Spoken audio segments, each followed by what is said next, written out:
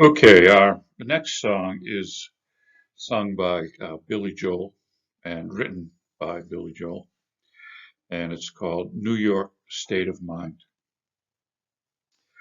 His real name is William Martin Joel, and he was born in 1949 in the Bronx, New York, and grew up on Long Island, both places that influenced his music. He started taking piano lessons at age 4. His father was born in Germany and left to escape World War II. He was a businessman. His mother is from Brooklyn, New York, and Joel attended Hicksville High School until 1967, but he did not graduate with his class. In fact, he graduated 25 years later. Joel's parents were both born into Jewish families, but he was not raised Jewish. He attended a Roman Catholic church with his friends. He now identifies as atheist.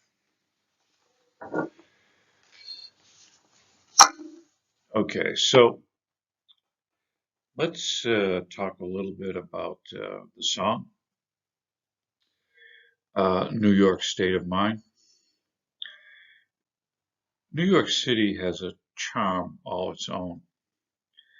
Legendary singer-songwriter Billy Joel had been living in Los Angeles for a few years back in the early 70s, but he felt the East Coast city gently tugging at his heart.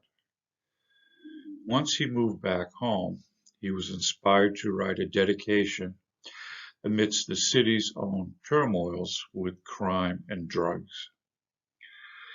Joel says, a lot of bad things were happening in New York then. There was a lot of crime, drugs were out of control, the city looked bad, it was really dirty. I wanted to write an anthem for it. Joel was literally taking a Greyhound bus on his way back to Highland Falls, which lies roughly 90 minutes north of New York City, where he began jotting down the song's initial bare bones. It was one I wrote in like 15 minutes, he said. It was the day I moved back from California to New York. I'm sitting on the bus. I started scribbling in a notebook. I got to the house where my wife was waiting. I said, I got to write this song right now. Of course, over the decades, the song has taken on various meanings. Following the 9/11 terrorist attacks, the ballad became an anthem of patriotism. When we did the song at the telephone immediately after 9/11, the concert for New York City, everybody was just about in tears trying to get through the song, he said in the same Newsday story. Like a eulogy, it was difficult to get through. He had it. I just kept staring at the fireman's helmet on the piano. And I just kept thinking, just look at the helmet. Just look at the helmet. Don't think about what you're feeling right now. Think about the guy who wore that helmet and do the song. So that's a quick story about Billy Joel's New York State of Mind.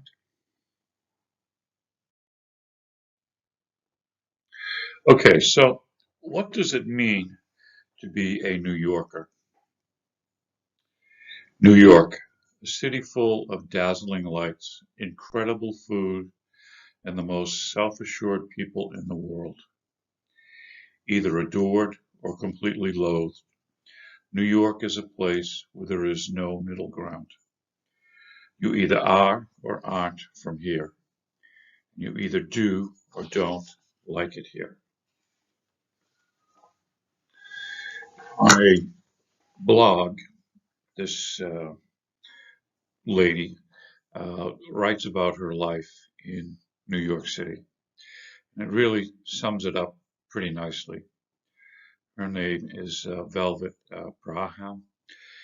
She lives in New York City, and this was written a couple of years ago. She's talking about Billy Joel's song. She says, I love that song. For me, it's about rolling out of bed on a Sunday morning, walking 1 or 2 blocks to pick up a bagel and coffee for breakfast, and the giant weekend edition of the New York Times. You fall back into bed and read it cover to cover and do the crossword in pen. Well, you tell people you finished it in pen. Bonus points if your corner bodega has a cat to keep the mice away. Hell, you probably have a cat for the same reason. It's about people, so many people, living in close quarters. You hear our neighbors walk on our ceiling. Our neighbors hear us walk on theirs. On hot summer nights, we are all out on our fire escapes. It's about a city of people of all colors and all religions and all levels of wealth and poverty. So many languages are spoken in New York. You couldn't keep track if you tried. Instead, you learn to say hello, good morning, how are you, in maybe a dozen languages, and coast by on that, except for your corner bodega. You know exactly how to order your coffee there in Spanish or Korean or Mandarin. You know which places are closed on the Sabbath. It's about finding the one place you like to go to for a cold beer and a quick meal, where you know the staff and they know you. And then everybody else finds the place and it becomes too busy and or the rents rise until they close and you have to find a new secret favorite place. Repeat. It's about hard working,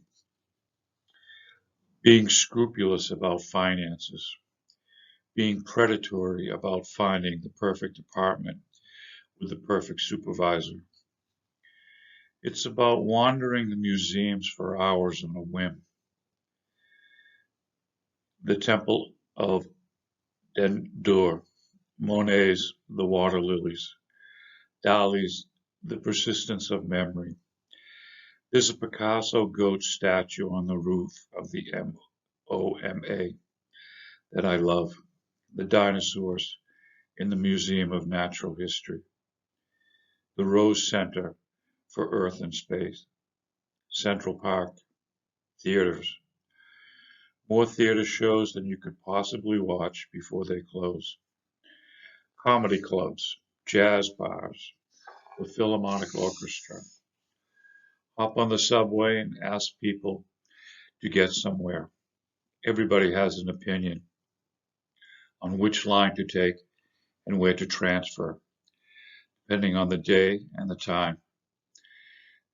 Ask the same people where to get the best pizza and get ready for an amazing debate, and they're all correct.